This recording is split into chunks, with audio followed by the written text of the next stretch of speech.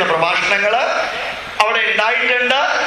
അതെല്ലാം ശരിക്കും മരത്തിൽ ഇല കൊഴിഞ്ഞു പോകുന്ന മാതിരി കൊഴിഞ്ഞുപോയി. ഇനി അങ്ങനെ ഒരു പ്രഭാഷണം കിട്ടില്ല. ആ വ്യക്തിക്ക് കൊടുക്കുന്ന എമൗണ്ടിനേക്കാൾ കൂടുതൽ, ട്രാവലിംഗ് കൊടുക്കുന്നതിനേക്കാൾ കൂടുതൽ ലോകം മുഴുവനും ഈ സമ്മേളനം അറിഞ്ഞുകൊണ്ടേയിരിക്കും. പ്രസന്റ് കണ്ടിന്യൂസ് ടെൻസ് ആണ്. ഞാൻ ഇത്രയും പറയാൻ കാരണം, ഒരാളെ പ്രഭാഷണം നടത്താൻ വിളിച്ചാൽ അയാളുടെ മുമ്പിൽ കുറെ വ്യക്തികൾ ഉണ്ടെങ്കിലേ അത് വിജയമാവുള്ളൂ എന്ന് ധരിക്കല്ലേ. ഉണ്ടാവട്ടെ, ഉണ്ടാവാതിരിക്കട്ടെ. മാരാമൺ കൺവെൻഷൻ എന്ന് പറയുന്നത് പാപപുണ്യങ്ങളുടെ കണക്കുകൂടി എഴുതുന്ന സ്ഥലമാണ്. അച്ഛനും മെത്രാനും ബിഷപ്പും പറഞ്ഞത് കേട്ടില്ലെങ്കിൽ തെമ്മാടിക്കുഴി എന്നൊക്കെ പറഞ്ഞ് അറ്റൻഡൻസ് എടുക്കുന്ന സംവിധാനമാണ്. ഇവിടെ അങ്ങനെയുള്ള സംവിധാനമൊന്നുമില്ല. അതിൻ്റെ ആവശ്യവും നമുക്കില്ല. അതുകൊണ്ട് ഉള്ള സംവിധാനത്തിൽ ഏറ്റവും കൂടുതൽ ചെയ്യാൻ സാധിക്കുമ്പോൾ തിരിച്ച് ഞാൻ ആദ്യം പറഞ്ഞ 5 വാക്കുകളിലേക്ക് കടക്കാണ്. പഠിക്കുക. എന്തു പഠിക്കണം? 1, 5 പോയിന്റ് പറയാം. അത് കഴിഞ്ഞ് നിങ്ങളുടെ കയ്യിലുള്ള നോട്ടിലേക്ക് വരാം. കഴിഞ്ഞ പ്രാവശ്യം 5 പോയിന്റ് പറഞ്ഞതുകൊണ്ട് പെട്ടെന്ന് പറയാനാണ് അത് ഈ നോട്ടിൽ പെടുത്താത്തത്. എന്തിനു വേണ്ടിയാണ് പുരാണങ്ങൾ എന്ന് പഠിക്കണം. ഓരോ കഥയും അതിനകത്തുള്ള ഉപദേശങ്ങളും സന്ദേശങ്ങളും ഒരു വരിയെങ്കിലും നിങ്ങളുടെ മനസ്സിലുണ്ടാവണം. പുരാണത്തിലുള്ളത് 70% കഥകളാണ്. രാക്ഷസീയ സ്വഭാവമുള്ള മനുഷ്യരുടെ, ആസുരിക സ്വഭാവമുള്ള മനുഷ്യരുടെ, തപസ്യ ചെയ്യുന്ന മനുഷ്യരുടെ, രാജ്യം ഭരിക്കുന്ന മനുഷ്യരുടെ ഒക്കെ കഥകളാണ് എന്ന് വിചാരിക്കാം. ചരിത്രത്തിന്റെ ഭാഗവും അതിനകത്തുണ്ട്. ആ കഥകളിൽ നമ്മളെ അറിയിക്കാൻ ആഗ്രഹിച്ചത് 2 കാര്യമാണ്. സത്യം, ധർമ്മം, നീതി, ന്യായം, സ്നേഹം, ബഹുമാനം, ആദരവ്, കടമ, കടപ്പാട്, കരുണ, ദയ, സംതൃപ്തി, ചാരിതാർത്ഥ്യം. ഇങ്ങനെയുള്ള പോസിറ്റീവ് ഗുണങ്ങളുള്ള വ്യക്തികൾക്ക് എന്ത് സംഭവിക്കുന്നു? വാശി, പക, വിദ്വേഷം, അസൂയ, അഹങ്കാരം, കുശുംബ തുടങ്ങിയ നെഗറ്റീവ് ഉള്ളവർക്ക് എന്ത് സംഭവിക്കുന്നു? അതിനുള്ള കഥയാണ് പുരാണത്തിലുള്ളത്. ആ കഥ പഠിച്ച്, പഠിപ്പിച്ച്, പ്രചരിപ്പിച്ച്, പ്രവർത്തിച്ച് പ്രതികരിക്കാൻ ഹിന്ദുവിന് സാധിക്കാത്തത് കൊണ്ടാണ് പലപ്പോഴും പുരാണങ്ങൾക്കെതിരെ വരുന്ന അധിക്ഷേപങ്ങൾക്ക് ഉത്തരം പറയാൻ പറ്റാത്തത്. Point number 2, Mahabharata. 1,25,000 ശ്ലോകങ്ങളുള്ള മഹാഭാരതത്തില് 60,000 ശ്ലോകങ്ങള് മൃഗങ്ങളുടെ കഥകളാണ്. പിന്നെ 65,000 ശ്ലോകങ്ങള് പാണ്ഡവര്, കൗരവര്, അവരുടെ കൂടെ ഉള്ളതിൽ പ്രധാനപ്പെട്ട ടോട്ടൽ 20 വ്യക്തികളുടെ ബയോഗ്രഫിയാണ്. 60,000 ശ്ലോകങ്ങളിലൂടെ പക്ഷിമൃഗാദികളുടെ കഥകളും ആ കഥകളിൽ നിന്ന് നമുക്ക് എടുക്കേണ്ട സന്ദേശങ്ങളും, ബാക്കി 65,000 ശ്ലോകങ്ങളില് ജീവിതാനുഭവങ്ങളുമാണ് ഉള്ളത്.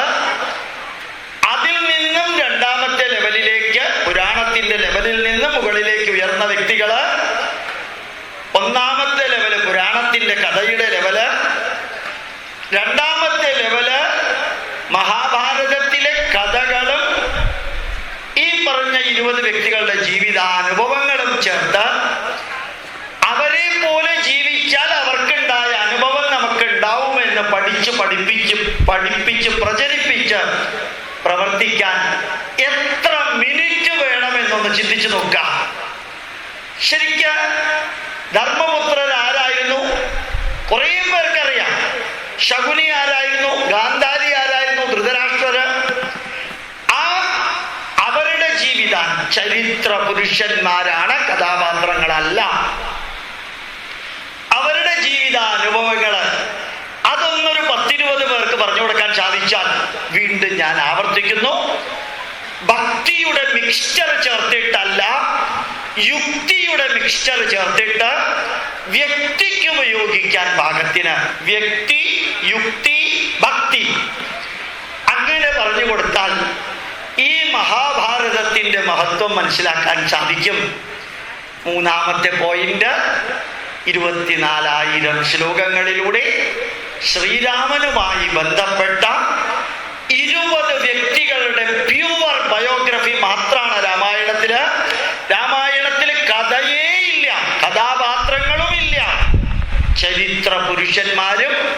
രാമന്റെ ചരിതം, ഭരതന്റെ ചരിതം, രാവണന്റെ ചരിതം ഇന്നും നമ്മൾ അറിയാതെ രാമായണ കഥ എന്ന് പറയുന്നു. തെറ്റ്. മഹാത്മാഗാന്ധിയുടെ കഥ പ്രയോഗം തെറ്റാണ്. മഹാത്മാഗാന്ധിയുടെ ചരിത്രം വിവേകാനന്ദന്റെ കഥയല്ല. വിവേകാനന്ദൻ പറഞ്ഞ കഥ അത് തെറ്റല്ല. മഹാത്മാഗാന്ധി പറഞ്ഞ കഥ അത് ഓൾ റൈറ്റ്. അല്ലെങ്കിൽ അവരുടെ ചരിത്രമാണത്, ഹിസ്റ്ററിയാണ്. അപ്പോ മൂന്നാമത്തെ ലെവല് വാൽമീകി രാമായണത്തിൽ വന്നാൽ ശരിക്ക് രാമനെ പോലെ ജീവിച്ചാൽ രാമനുണ്ടായ അനുഭവങ്ങൾ നമുക്കുണ്ടാവും, ഭരതനെ പോലെ ജീവിച്ചാൽ ഭരതനുണ്ടായ അനുഭവം നമുക്കുണ്ടാവും, സീതയെ പോലെ അവനവനുള്ള ലക്ഷ്മണരേഖ ലംഘിച്ചാൽ സീതയ്ക്കുണ്ടായ അനുഭവം നമുക്കുണ്ടാവും. കൈകേയി നല്ല വ്യക്തി ആയിരുന്നെങ്കിലും കൂട്ടുകെട്ട് മന്ദരയെ പോലെയാണ് നമ്മുടെ വീട്ടുകാർക്കുള്ളതെങ്കിൽ കൈകേയിക്കും മന്ദരയ്ക്കും ഉണ്ടായ അനുഭവം നമുക്കുണ്ടാവും എന്ന് പറഞ്ഞു കൊടുക്കാൻ രാമായണം ബൈഹാർട്ടാക്കേണ്ട കാര്യമില്ല. അമ്മ കണ്ണു കെട്ടി നടന്നാൽ ഗാന്ധാരിക്ക് പറ്റിയ അതേ അനുഭവം അമ്മയും അച്ഛനും ജീവിച്ചിരിക്കുമ്പോ തന്നെ മക്കള് കുരുക്ഷേത്ര ഭൂമിയിൽ ചത്തൊടുങ്ങി. അമ്മ കണ്ണു കെട്ടി നടന്നത് കൊണ്ട് മക്കളിൽ വാശിയും പകയും വളർന്നത് നിയന്ത്രിക്കാൻ ആരും ഉണ്ടായിരുന്നില്ല. അച്ഛന് കാഴ്ചയില്ല, അച്ഛന് കാഴ്ചയില്ല, അല്ലെങ്കിൽ അന്ധനായ അച്ഛൻ, അന്ധനെ പോലെയുള്ള അച്ഛൻ ആയാലും മക്കൾക്ക് സംഭവിക്കുന്നത് ഇതൊക്കെ തന്നെയാണ് എന്നൊന്ന് ജീവിതത്തിൽ അറിയാനും നമ്മുടെ മക്കൾക്കും നമ്മളുമായി ബന്ധപ്പെട്ടവർക്കും പറഞ്ഞു കൊടുക്കാനും നമുക്ക് പറ്റാതെ പോയത് മഹാഭാരതം അതിനകത്തെ കണ്ടന്റ് നിങ്ങൾക്കറിയാം. രാമായണത്തിലെ കണ്ടന്റ് അറിയാം. പ്രയോഗിക്കാനുള്ള മനസ്സ്, പ്രചരിപ്പിക്കാനും പ്രവർത്തിക്കാനും പ്രതികരിക്കാനുമുള്ള മനസ്സ് എവിടെയോ നമുക്ക് നഷ്ടപ്പെട്ടു. അതുകൊണ്ട് സാരമില്ല, അതൊരു നെഗറ്റീവ് ഒന്നുമല്ല. അതുകൊണ്ട് നമുക്ക് അവസരമുണ്ട്. അത് കഴിഞ്ഞ് വേദത്തിലേക്ക് കയറിയാല് അവിടെ കഥകളും അനുഭവങ്ങളും ഇല്ല. മനസ്സ്, ശരീരം, കുടുംബം, സംസ്കാരം, സമൂഹം, രാഷ്ട്രം, അങ്ങനെ 5 കാര്യങ്ങൾ, 5 അല്ലെങ്കിൽ 6 കാര്യം. മനസ്സ്, ശരീരം, കുടുംബം, സംസ്കാരം, സമൂഹം, രാഷ്ട്രം.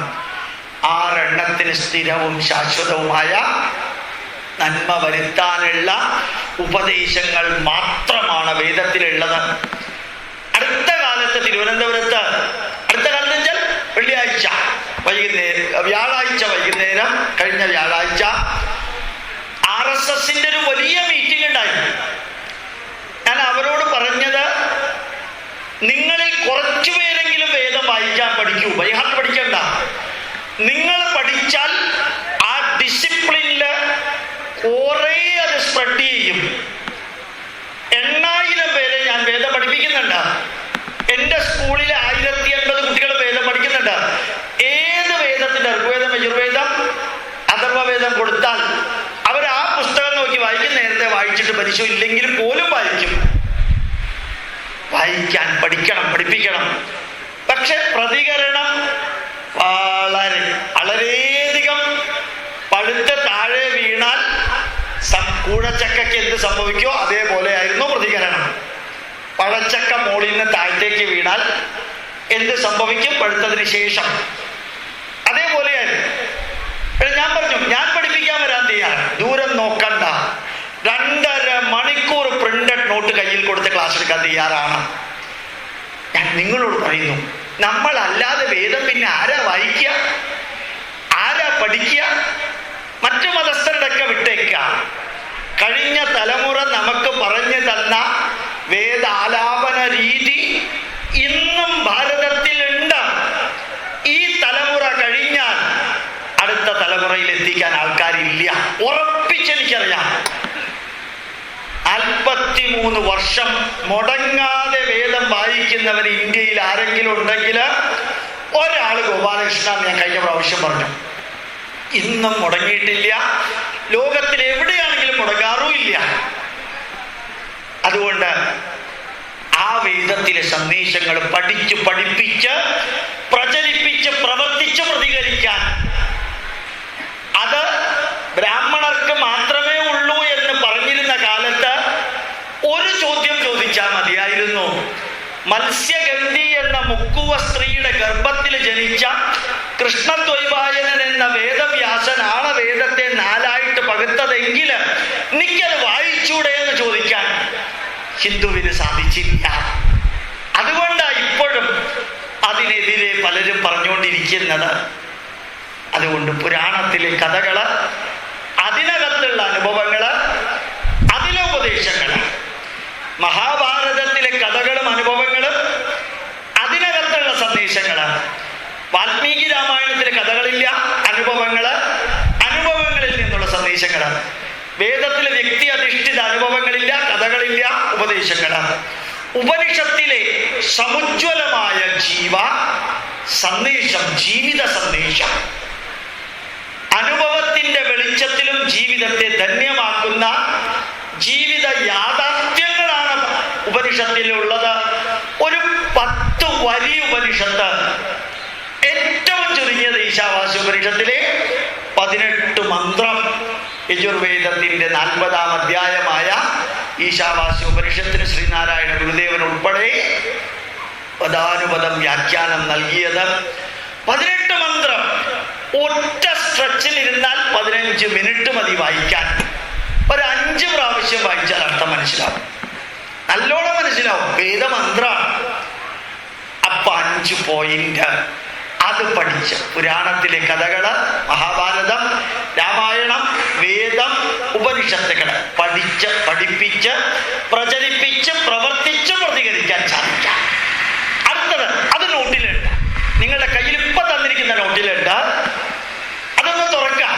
ഞാനത് വായിക്കണില്ല, സമയപരിമിതി ഉള്ളത് കൊണ്ട്. സനാതന ധർമ്മം എന്ന വാക്കിന്റെ അർത്ഥം എന്താണ്? ആചാര പ്രഭവോ ധർമ്മ ധർമ്മസ്യ പ്രഭുരച്യുത. ആ നോട്ട് കിട്ടാത്തവർ കൈ ഉയർത്തിയാൽ അവിടുന്ന് വരും നിങ്ങൾക്ക്. അതെല്ലാവരുടെയും കയ്യിൽ ഉണ്ടാവണം. അതുകൊണ്ട് തന്നെ ആ നോട്ട് കൊടുത്ത് ക്ലാസ് എടുക്കാം. അമ്മ ജീവിതത്തിൽ അനുഷ്ഠിക്കേണ്ട ആചാരങ്ങളുടെ ആകത്തുകയാണ് മാതൃധർമ്മം. അച്ഛൻ അനുഷ്ഠിക്കേണ്ട ആചാരങ്ങളുടെ ആകത്തുക പിതൃധർമ്മം. മകൻ അനുഷ്ഠിക്കേണ്ട ആചാരങ്ങൾ പുത്രധർമ്മം, പുത്രീധർമ്മം. ഈ ധർമ്മം എല്ലാം കൂടി ചേർത്തൊരു പുസ്തകത്തിൽ എഴുതിയാല് അത് സനാതന ധർമ്മം. അപ്പൊ സനാതന ധർമ്മം എന്ന് പറയുന്നത് ആയിരക്കണക്കിന് ഋഷീശ്വരന്മാര് ആയിരക്കണക്കിന് വിഷയങ്ങളില് ആയിരക്കണക്കിന് വർഷങ്ങളായിട്ട് എഴുതി ചേർത്ത് നമുക്ക് തന്ന ആചാരങ്ങളും വിചാരങ്ങളും വിശ്വാസങ്ങളും സങ്കല്പങ്ങളും കഥകളും അനുഭവങ്ങളും ഉപദേശങ്ങളും ജീവിത യാഥാർത്ഥ്യങ്ങളും, ഇതെല്ലാം ചേർന്നതില് ആചാരത്തിന്റെ അടിസ്ഥാനത്തിൽ ധർമ്മം, ധർമ്മത്തിന്റെ ആകത്തുക സനാതന ധർമ്മം, ഹിന്ദുധർമ്മം. ദേശത്തിനും കാലത്തിനും യോജിക്കാത്ത ആചാരങ്ങളുണ്ട്. അത് അനാവശ്യമായ ആചാരങ്ങള്. രണ്ടാമത്തെ വരിയതാണ് അനാചാരങ്ങൾ, അനാവശ്യമായ ആചാരങ്ങൾ. 13 വർഷം അമ്പലത്തിൽ പൂജാരിയായിരുന്നു ഗോപാലകൃഷ്ണൻ, ചോറ്റാനിക്കര ഉൾപ്പെടെ. ഒരു തന്ത്ര സമുച്ചയത്തിലും പറഞ്ഞിട്ടില്ല അമ്പലത്തിനകത്ത് പോകുമ്പോ സ്ത്രീകൾക്ക് ബ്ലൗസ് ഇടാം, പുരുഷന്മാർക്ക് ഷർട്ട് ധരിക്കരുതെന്ന്. അത് എവിടെ നിന്നുണ്ടായതാ? സ്ത്രീകൾ വേദം പഠിക്കരുത് പറഞ്ഞിട്ടില്ല. വിഷ്ണു സഹസ്രനാമം സ്ത്രീകൾ ചൊല്ലരുത് പറഞ്ഞിട്ടില്ല. അത് 1000 നാമങ്ങളാണ്. ഓംകാരം എല്ലാവരും ചൊല്ലരുത് അത് പറഞ്ഞിട്ടില്ല. അതേപോലെ ബ്രാഹ്മണർക്കേ വേദം വായിക്കാവൂ അത് പറഞ്ഞിട്ടില്ല. ആരോ ഒരാൾ അടുത്ത ദിവസം എന്നോട് ചോദിച്ചു, രാവിലെ ഗായത്രി മന്ത്രം ഇരുന്നും വൈകുന്നേരം നടന്നും ചൊല്ലണമെന്നാ പറഞ്ഞിരിക്കുന്നത്, ശരിയാണോ എന്ന്? നിങ്ങൾക്ക് എങ്ങനെ വേണോ അങ്ങനെ ചൊല്ലുക. ഇരുന്നോ കിടന്നോ നടന്നോ എന്നുള്ളതൊന്നും ഗായത്രി മന്ത്രത്തെ സംബന്ധിച്ചിടത്തോളം അത്ര പ്രാധാന്യമുള്ളതല്ല. ഗായത്രി മന്ത്രം ഗായന്തം ത്രായതേതി ഗായത്രി, അത് സമുജ്വലമായിട്ട് ഒരു മിനിറ്റില് 7-8 പ്രാവശ്യത്തിനുള്ളിൽ ചൊല്ലുക. അനാവശ്യമായ ആചാരങ്ങളാണ്, ജാതി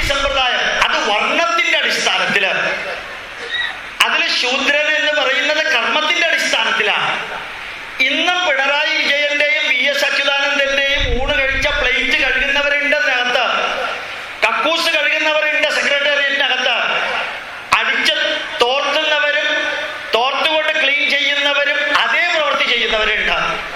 അതിനകത്ത് സെക്യൂരിറ്റിക്കാരുണ്ട്, അതിനകത്ത് ഇന്റലക്ച്വൽ കപ്പാസിറ്റിയുള്ള IAS-കാരുണ്ട്. IAS-കാർ ഇരുന്നാ മതി, അവരുടെ മുമ്പിലേക്ക് എല്ലാം വരും. എച്ചിൽ കിണ്ണം ഉൾപ്പെടെ കൊണ്ടുപോകാൻ ഇന്നുമുണ്ട്. ക്ലാസ് 4 എന്ന് തന്നെ അതിന്റെ പേര്, ക്ലാസ് 4. അതിന്റെ മുകളിൽ ക്ലാസ് 3, അതിന്റെ മുകളിൽ ക്ലാസ് 2, അതിന്റെ മുകളിലാണ് ക്ലാസ് 1. ആ 4 ഇവിടെ ഉണ്ടായിരുന്നത്. വിശ്വാമിത്രൻ ബ്രാഹ്മണനായിരുന്നില്ല. വേദം എഴുതിയ വിശ്വാമിത്രൻ ക്ഷത്രിയ വംശത്തിൽ ജനിച്ച ആളായിരുന്നു. ദ്രോണാചാര്യര് ബ്രാഹ്മണ വംശത്തിൽ ജനിച്ച് ക്ഷത്രിയനായി മാറി. ഞാൻ ആ വിഷയത്തിലേക്ക് കിടക്കുന്നില്ല. ഈ അനാവശ്യമായിട്ടുള്ള കുറെ ആചാരങ്ങളുണ്ട്. അമ്പലത്തിൽ വെടിക്കെട്ട് എന്നുള്ളത് ഒരു തരത്തിലും പറഞ്ഞതല്ല.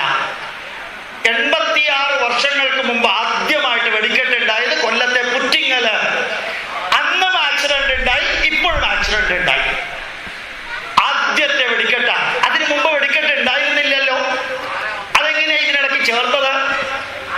കേരളത്തിന് പുറത്തുള്ള ഇത്രയും അമ്പലങ്ങളില് ഒരിടത്ത് പോലും ആന എഴുന്നള്ളിപ്പില്ലല്ലോ. എങ്ങനെ കേരളത്തിൽ മാത്രം അത് വന്നു? ദേവൻ ദേവവാഹനത്തിൽ എഴുന്നള്ളുന്നു എന്നാണ് പുരാണങ്ങളിൽ പറയുന്നത്. തന്ത്രസമുച്ചയത്തിലും ഓരോ ദേവനും ദേവവാഹനം ഉണ്ട്. ആ ദേവവാഹനം ഉണ്ടാക്കുന്ന മരത്തിന്റെ പേരാണ് ദേവദാരു. ആ ദേവദാരു വൃക്ഷത്തിൽ വാഹനം ഉണ്ടാക്കി അതിന്റെ മുമ്പിൽ തിടമ്പ് വെച്ചാണ് ദേവനെ എഴുന്നള്ളിക്കുക. ആന ഒരു ദൈവന്റെ വാഹനമല്ല. ആണെങ്കിൽ തന്നെ ഇന്ദ്രൻ അമ്പലവുമില്ല. അപ്പൊ എങ്ങനെ അതുണ്ടായി? അനാവശ്യമായിട്ടുള്ള കുറെ ആചാരങ്ങള്. അതുപോലെ വലമ്പിരി ശംഖ് വീട്ടിൽ വെച്ചാൽ മൊത്തം വൈറ്റ് സിമന്റ് കൊണ്ട് ഉണ്ടാക്കുന്ന സാധനമാണ്. വലമ്പിരി ശംഖ് വെച്ചാൽ ഐശ്വര്യം ഉണ്ടാവുമെങ്കിൽ ആദ്യം വെക്കേണ്ടത് KM മാണി, പിന്നെ വെക്കേണ്ടത് ഡോക്ടർ തോമസ് ഐസക്കാർ. അതല്ലാതെ വലമ്പിരി ശംഖ് വെച്ചിട്ട് ഐശ്വര്യം ഉണ്ടായതൊന്നും നമ്മുടെ പൂർവികർ പറഞ്ഞിട്ടില്ല. ലക്ഷ്മി യന്ത്രം വിളക്ക്, മേരു യന്ത്രം വെച്ചിട്ട് നിങ്ങൾക്ക് സൈക്കോളജിക്കലി അത് വെക്കുന്നത് കൊണ്ട് ബെനിഫിറ്റ് ഉണ്ടെങ്കിൽ മുമ്പോട്ട് പോവുക. അത് വെച്ചാൽ ഐശ്വര്യമൊന്നും ഉണ്ടാവില്ല, അത് ഉറപ്പാണ്. മെറ്റീരിയൽ വരാൻ ധനാകർഷണ ഭൈരവ യന്ത്രം, അങ്ങനെ ഒരു യന്ത്രം നമ്മുടെ പൂർവികർ പറഞ്ഞിട്ടില്ല. അങ്ങനെ കുറെ അനാചാരങ്ങള്. മകം പറന്ന മങ്ക, അങ്ങനെ ഒരു മങ്കയും ഇല്ല. ഒരു വർഷത്തിൽ 13 മകമുണ്ട്. ജ്യോതിഷം അറിയാവുന്നവരുണ്ടെങ്കിൽ ചോദിക്കുക. പൂരം പിറന്ന പുരുഷൻ, മകം പിറന്ന മങ്ക. ചിങ്ങമാസത്തിലെ പൂരവും ചിങ്ങമാസത്തിലെ മകത്തിന്റെയും പ്രത്യേകത എന്താണെന്ന് ചോദിക്കാം. സൂര്യനും ചന്ദ്രനും ഒരേ രാശിയിൽ അന്ന് കർത്തവാവാണ്. ആ മകം പിറന്ന മങ്കയും പൂരം പിറന്ന പുരുഷനും എങ്ങനെ ഉണ്ടാവും എന്ന് ചോദിക്കാം. അങ്ങനെ കുറെ നാളിന്റെ പേരില്, അതുപോലെ രാശിപ്പൊരുത്തം, രാശ്യാധിപ പൊരുത്തം, സ്ത്രീ ദീർഘ പൊരുത്തം, ഇത് ഒന്നിനൊന്ന് കോൺട്രഡിക്ടറിയാ. 7 വർഷം ജ്യോതിഷം പഠിച്ച ഗോപാലകൃഷ്ണ പറയുന്നത്. 2 പുസ്തകം അതിന്റെ പേരിൽ എഴുതിയിട്ടുണ്ട്. ഒരാളും പറഞ്ഞിട്ടില്ല ഗോപാലകൃഷ്ണൻ പറഞ്ഞത് എഴുതിയത് തെറ്റാണെന്ന്. അവിടെ വിദ്യ, വിത്തം, കുലം, രൂപം, മനം, ശീലം, പ്രായം, ആരോഗ്യം 8 എണ്ണാണ് നോക്കേണ്ടത്. അതാണ് നമ്മുടെ പൂർവികർ നോക്കിയിരുന്നത്. വിദ്യ, വിത്തം, കുലം, രൂപം, മനം, ശീലം, പ്രായം, ആരോഗ്യം, ആണിന്റെയും പെണ്ണിന്റെയും. അതൊന്നും നോക്കാതെ ഇപ്പോഴും രാശിപ്പൊരുത്തവും രാശ്യാധിപ പൊരുത്തവും എന്ന് പറഞ്ഞ് നമ്മൾ അന്ധമായിട്ട് അതിൽ തന്നെ വിശ്വസിക്കുന്നു. അതിൽ കുറച്ച് നന്മകളൊക്കെ ചിലപ്പോൾ കണ്ടുവന്ന് വരാം. ലോകത്തിലെ ഏത് അറിവിലും കുറച്ച് നന്മയുണ്ട്. ആ നന്മ റിലേറ്റീവ്ലി എത്രയാണ് എന്നാണ് നോക്കേണ്ടത്. അനാവശ്യമായ ആചാരങ്ങള്, ദൂഷ്യഫലങ്ങളുള്ള ആചാരങ്ങൾ. അടുത്ത വരി. അമ്പലത്തിൽ കള്ള് നിവേദിക്കാം, കോഴിയെ ഇറക്കുക, ആടിനെ ഇറക്കുക, അതേപോലെ പച്ച തെറിപ്പാട്ട് പാടുക അമ്പലത്തില്. എവിടെ ആരുണ്ടാക്കിയത്? നമ്മുടെ പൂർവികർ ഉണ്ടാക്കിയിട്ടുണ്ടോ? അനാചാരങ്ങളും ദുരാചാരങ്ങളും. അടുത്തത് നോക്കുക. ചില അനാചാരങ്ങളെ വേണമെങ്കിൽ നമുക്ക് ബുദ്ധിയും യുക്തിയും ഉപയോഗിച്ച് സദാചാരമാക്കി മാറ്റാൻ പറ്റും.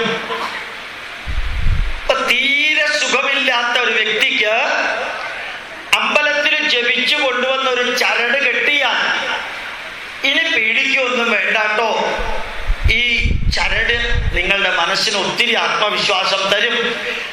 ആ ലെവലിലുള്ള വ്യക്തിക്കാണെങ്കിൽ ഈ ചരട് വർക്ക് ചെയ്യും. ആ ചരട് കൊണ്ടുപോയിട്ട് ഇപ്പൊ ദുബായിലുള്ള VS അച്യുതാനന്ദൻ 93 വയസ്സായിട്ട് 30 കൊല്ലായി, അങ്ങേരുടെ കൈ കൊണ്ടുപോയിട്ട് ഈ ചരട് കെട്ടിയാൽ ചരട് പേടിക്കല്ലാണ്ട് അങ്ങർക്കൊന്നും ആവില്ല. അവിടെ അത് വർക്ക് ചെയ്യില്ല.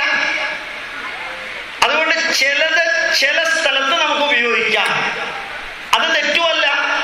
പക്ഷേ ജാതകം നോക്കലാണ് അവസാനത്തെ ജീവിതത്തിന്റെ ലക്ഷ്യവും മാർഗവും. ചരട് കെട്ടിയാൽ എല്ലാ പ്രശ്നങ്ങളും തീരും. വലമ്പിന് ശംഖ് വെച്ചാൽ പിന്നെ അടിക്കടി ഉയർച്ചയാണ് എന്ന പറ്റിക്കുന്ന വരികൾ കടിമപ്പെടുന്നത് അന്ധവിശ്വാസവും അനാചാരവും ദുരാചാരവും. അടുത്ത പോയിന്റ്, മനസ്സിന് നന്മ വരുത്തുന്ന ആചാരങ്ങള് അനുഗ്രഹിക്കുക, അഭിനന്ദിക്കുക, ആശീർവദിക്കുക, അനുമോദിക്കുക, ആശ്വസിപ്പിക്കുക, കഥകള്, അനുഭവങ്ങള്, ഉപദേശങ്ങള്, ജീവിത സത്യങ്ങള്, പ്രാർത്ഥനകള്, അത് മനസ്സിന് നന്മ വരുത്തുന്ന ആചാരങ്ങളാണ്. അമ്മയുടെ അനുഗ്രഹം, നല്ല യോഗ്യതയുള്ള സ്വാമിമാരുടെ അനുഗ്രഹം, യോഗ്യതയുള്ളവർ തന്നെ വേണം. അറിഞ്ഞുകൊണ്ട് ഗോപാലകൃഷ്ണൻ ഒരു തെറ്റ് പറയാൻ പോവാണ്. അറിയാതെ നാവിൻ തുമ്പത്ത് വന്നതല്ല. വർക്കല ശിവഗിരി തീർത്ഥാടനത്തിന് പോയപ്പോ വിരലിൽ എണ്ണാവുന്ന 2-3 പേരാണ് അല്പമെങ്കിലും സന്യാസിയുടെ യോഗ്യതയുള്ളവരായിട്ട് കണ്ടത്. ബാക്കിയെല്ലാം ഒരു പ്രത്യേക ഡ്രസ് ഇട്ടുകൊണ്ട് നടക്കുന്നത് മാത്രമാണ്. ഞാൻ പലപ്പോഴും ആലോചിക്കാറുണ്ട്, ഒരു വിഷയമെങ്കിലും ഇവർ പഠിച്ച്, ഒരു വിഷയം, ഒരു ഉപനിഷത്ത് അല്ലെങ്കിൽ പുരാണത്തിലെ കുറെ കഥകള്, അതല്ലെങ്കിൽ അദ്വൈതം, അല്ലെങ്കിൽ ഫിലോസഫിയിലെ ഏതെങ്കിലും ഒരു വശം, നമ്മുടെ 16 സംസ്കാര ക്രിയകള്, ഷോഡശ സംസ്കാരം, ഇത് പഠിച്ച് കുറേ വ്യക്തികൾക്ക് അത് എത്തിച്ചിരുന്നു എങ്കിൽ ഒരു വിഷയം മതി. എല്ലാം പഠിക്കാനുള്ള കപ്പാസിറ്റി ഇല്ല, വേണ്ട, പോട്ടെ. അത് ചെയ്തിരുന്നെങ്കിൽ സമൂഹത്തിന് എത്ര പ്രയോജനം ഉണ്ടാകുമായിരുന്നു. പലപ്പോഴും ആശ്രമത്തിൽ ഒതുങ്ങിക്കൂടി കഴിയുന്നതാണ് സന്യാസം എന്ന് ധരിച്ച കുറേ പേര് അവിടെ ഉണ്ട്. ഇറങ്ങിപ്പോകണം പള്ളിയിൽ അച്ഛന്മാരെയും കന്യാസ്ത്രീകളെയും പോലെ എന്ന് ഞാൻ പറയണില്ല. പറഞ്ഞാൽ ഗോപാലകൃഷ്ണൻ അത് പറയാം, ഞങ്ങളുടെ ബുദ്ധിമുട്ട് ഞങ്ങൾക്കേ അറിയുള്ളൂ എന്ന് ചിലപ്പോൾ ചിലർ പറയും. പക്ഷേ നന്മ നിറഞ്ഞ സന്യാസത്തിന് യോജിച്ച വിധത്തിൽ അറിവുള്ള ഭഗവാൻ കൃഷ്ണൻ പറഞ്ഞു, നജ സന്യാസനാദേവ സിദ്ധിം സമധിഗച്ഛതി. സന്യാസിയുടെ വേഷം കിട്ടിയത് കൊണ്ട് സിദ്ധി ഉണ്ടാവണം എന്നൊന്നുമില്ല. ഞാൻ പറഞ്ഞതല്ല, 51.5 നൂറ്റാണ്ടുകൾക്ക് മുമ്പ് ശ്രീകൃഷ്ണൻ തന്നെ പറഞ്ഞതാണ്. അപ്പൊ യഥാർത്ഥത്തില് മനസ്സിന് നന്മ വരുത്തുന്ന ആചാരങ്ങള്, കഥകള്, അനുഭവങ്ങള്, അതൊന്ന് പഠിപ്പിക്കുക. അതിനകത്തുണ്ട് എക്സാമ്പിള്. പിന്നെ ശരീരത്തിന് ആരോഗ്യം വരുത്തുന്ന ആചാരങ്ങള്, രാവിലെ നേരത്തെ എഴുന്നേൽക്കുക, കിടക്കയിലിരുന്ന് പ്രാർത്ഥിക്കുക, നല്ല രീതിയിൽ പല്ല് തേച്ച് നാക്ക് വടിച്ച് കുളിച്ച് 15 ദീർഘശ്വാസം, അത് 10-20 മിനിറ്റ് പ്രാർത്ഥന. എനിക്ക് നിങ്ങളോട് എല്ലാവരോടും പറയാനുള്ളത്, നിങ്ങളുടെ വീട്ടിൽ ഒരു തുളസിത്തറ ഉണ്ടാവണം.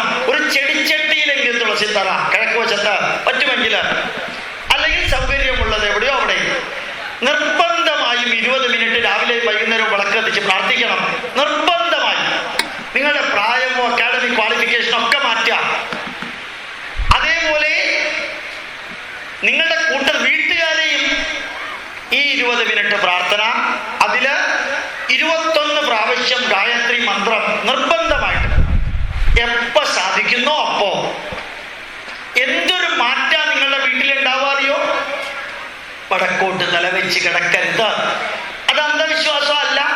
ഭൂമിയുടെ മാഗ്നറ്റിക് മെറിഡിയന് പാരലായിട്ട് കിടന്നാൽ തലച്ചോറിന് ഹീമോഗ്ലോബിൻ ബ്രോക്കൺ ആവും, തലച്ചോറിന്റെ ആക്ടിവിറ്റി മന്ദീഭവിക്കും, തലവേദന, പഠിച്ചത് മറന്നുപോവല് എല്ലാം ഉണ്ടാവും. അത് സയൻസാണ്.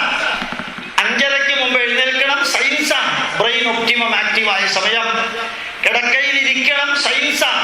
ഹൊറിസോണ്ടൽ ബോഡി വെർട്ടിക്കൽ ആവുമ്പോൾ ഹാർട്ടിന് ഉണ്ടാകുന്ന പ്രഷർ ചെറുക്ക് ഒഴിവാക്കാൻ 20 സെക്കൻഡ് 30 സെക്കൻഡ് കിടക്കയിലിരിക്കണം. ആ സമയത്താണ് കരാഗ്രേ വസതേ ലക്ഷ്മി കരമധ്യേ സരസ്വതി നമ്മൾ പറയുന്നത്. കയ്യ് ഭൂമിയിൽ തൊടണം. കാല് തൊടുന്നതിന് മുമ്പ് ബയോസ്റ്റാറ്റിക് ഇലക്ട്രിസിറ്റി കൈവഴിക്ക് എർത്ത് ചെയ്തു പോയാൽ, കാലിലൂടെ എർത്ത് ചെയ്തു പോകുമ്പോൾ വാതരോഗം ഉണ്ടാവും. കയ്യിലൂടെ എർത്ത് ചെയ്തു പോയാൽ വാതരോഗം ഉണ്ടാവില്ല. ഉറപ്പ്. സയൻസ് ആണ്, പ്യുവർ.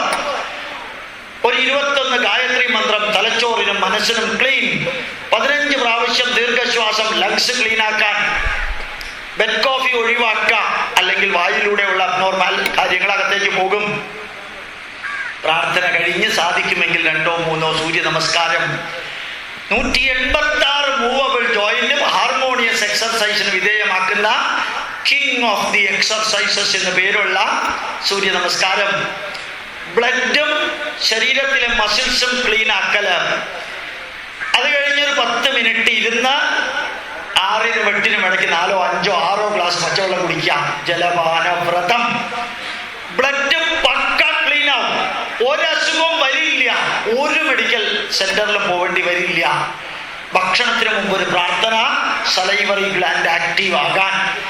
ആ ചോറ് നോക്കിയിരിക്കുമ്പോൾ സലൈവറി ഗ്ലാൻഡ് ഉമിനീര് ആക്റ്റീവ് ആകും. അത്രയ്ക്കും സയൻസാണ്. ആൽമരത്തിന് പ്രദക്ഷിണം വെക്കുന്നത് ഓസോൺ ഉള്ളത് കൊണ്ട് അത് ശ്വാസകോശത്തിൽ പോയാൽ ആസ്മ ഉൾപ്പെടെയുള്ള രോഗങ്ങളില്ലാതെയാവും.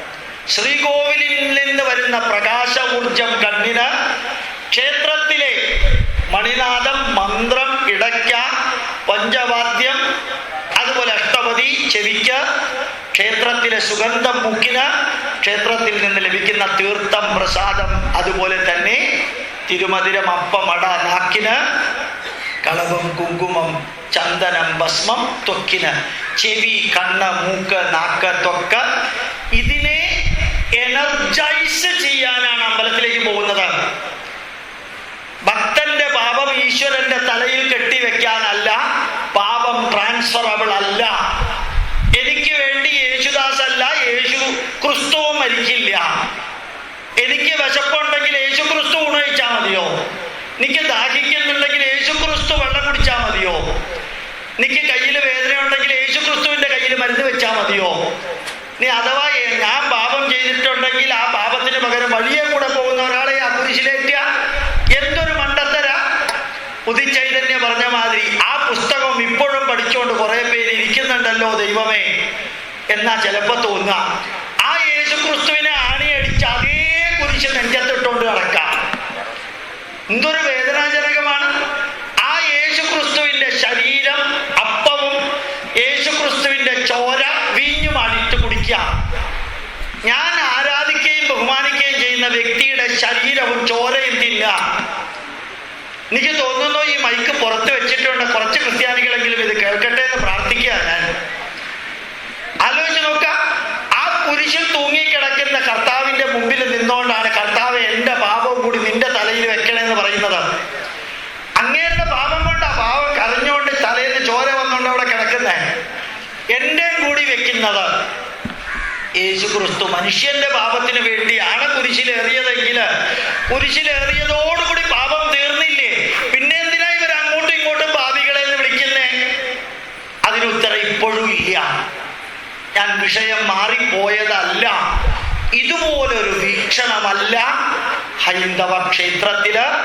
അത് ശരീരത്തിന് മനസ്സിന് നന്മ വരുത്താനുള്ള ആചാരത്തിന്റെ ഭാഗമാണ്.